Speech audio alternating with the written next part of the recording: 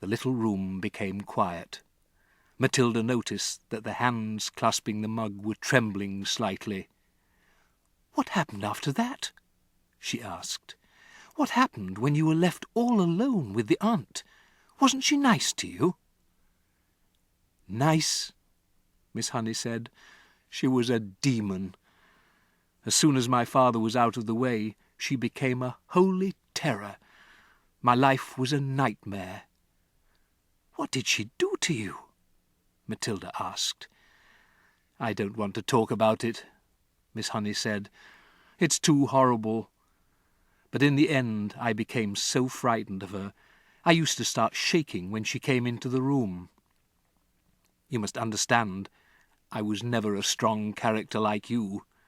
I was always shy and retiring." "Didn't you have any other relations?" Matilda asked. "Any uncles or aunts or grannies who would come and see you?" "None that I knew about," Miss Honey said. "They were all either dead or they'd gone to Australia. And that's still the way it is now, I'm afraid." "So you grew up in that house alone with your aunt?" Matilda said. "But you must have gone to school." "Of course," Miss Honey said. "I went to the same school you're going to now, but I lived at home."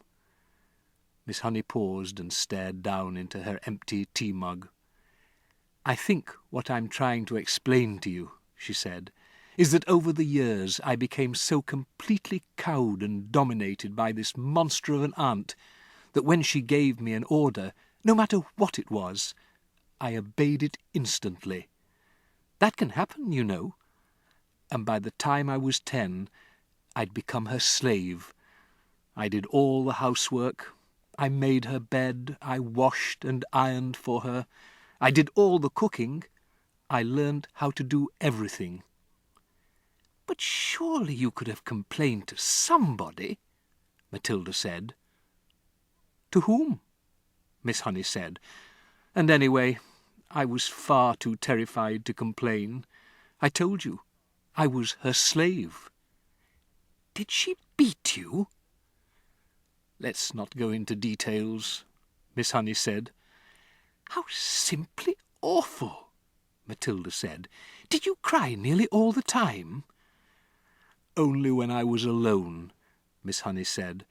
"I wasn't allowed to cry in front of her, but I lived in fear." "What happened when you left school?" Matilda asked. "I was a bright pupil," Miss Honey said. "I could easily have got into university, but there was no question of that."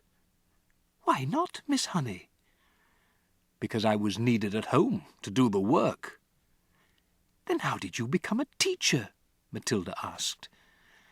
"There's a teacher's training college in Reading," Miss Honey said. "That's only 40 minutes bus ride away from here.